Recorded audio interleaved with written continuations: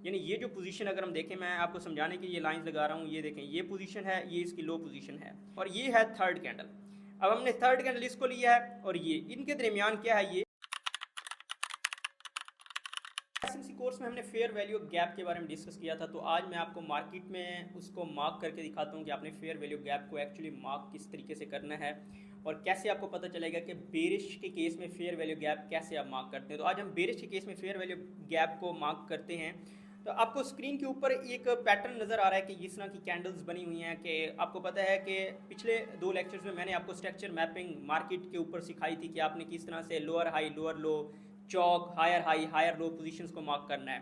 तो ये एक बेरिश स्ट्रक्चर है और बेरिश स्ट्रक्चर में आपको पता है कि जब डिस्प्लेसमेंट होती है, डिस्प्लेसमेंट किस तरह की होती है कि जब इस तरह की बड़ी कैंडल्स, ये देखिए यहाँ पे रेड कैंडल्स बड़ी बनी हैं, यहाँ पे बड़ी बड़ी रेड कैंडल्स बन रही हैं, तो यहाँ पे जब इस तरह की मूवमेंट होती है तो वो होती है एक्चुअली डिस्प्लेसमेंट। और डिस्प्लेसमेंट में फेयर वैल्यू गैप भी हम जिसको कह रहे होते हैं और डिस्प्लेसमेंट में फेयर वैल्यू गैप क्रिएट होते हैं। और यहाँ पे हम अगर मार्क करें कि किस तरीके से हमें आइडिया होगा कि यहाँ पे ये फेयर वैल्यू गैप है, यहाँ पे ये फेयर वैल्यू गैप है जिसको मार्केट रिस्पेक्ट देने आती है, फिर हम ट्रेड लेते हैं। लेकिन आज का मकसद जो बेसिक है वो फेयर वैल्यू गैप को मार्क करना है, वो आपने बेरिश के केस में किस तरह से करना है।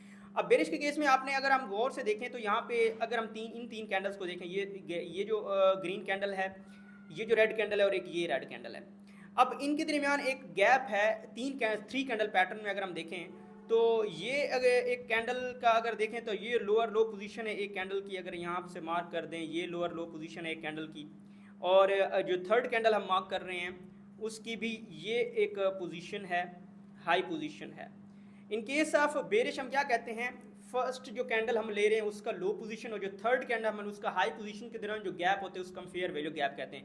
और अगर हम यहाँ पे इस तरीके से इसको मार्क करें रेक्टेंगुलर, जो कि आपको ट्रेडिंग व्यू यूज़ करना भी आ जाएगा आपको साथ साथ अगर आप इन वीडियोस को देख रहे हैं, तो अब यहाँ पे क्या करते हैं, इस तरीके से यहाँ पे गैप मार्क कर देते हैं। यहाँ पे अगर देखें तो ये गैप है, ये फेयर वैल्यू गैप जिसको हम आप इसके ऊपर राइट अप भी कर सकते हैं, इस मार्केट में FVG लिख दें, FVG।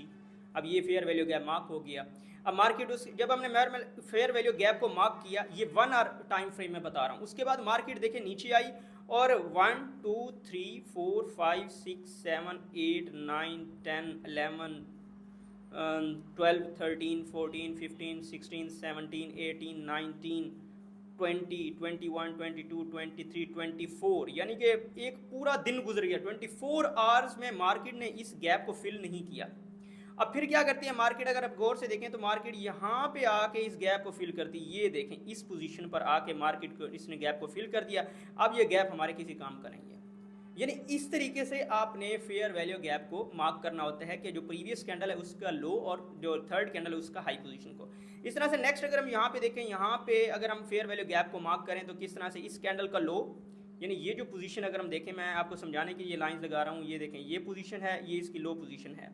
और जो थर्ड कैंडल है, क्योंकि ये मिडिल कैंडल का हाई होना, मिडिल कैंडल बड़ी होती है अमूमी तौर पर, लेकिन कहीं कहीं पे मिडिल कैंडल भी शॉर्ट भी आ सकती है। लेकिन आपने ये देखना है कि फर्स्ट और थर्ड कैंडल की जो विक्स है वो ओवरलैप ना करनी। और ये है third candle.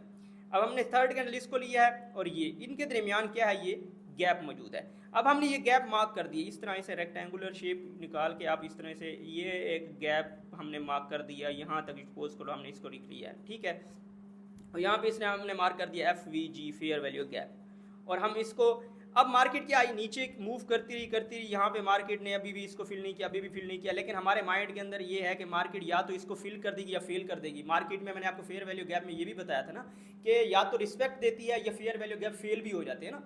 Mitigate fair value gap, unmitigate fair value gap का कंसेप्ट मैंने दिया था कि या फिर फील्ड फेयर वैल्यू गैप होता है। तो इस तरीके से आपने बेरिश के केस में फेयर वैल्यू गैप को ऐसे आपने मार्क करना है। होप सो कि आपको आइडिया हो गया होगा कि कौन सी कैंडल आपने लेनी है। 3 कैंडल पैटर्न के केस में आपने फर्स्ट कैंडल का लो, थर्ड कैंडल का हाई और उसके दरमियान जो गैप है उसको आप मार्क कर देते हैं फेयर वैल्यू गैप।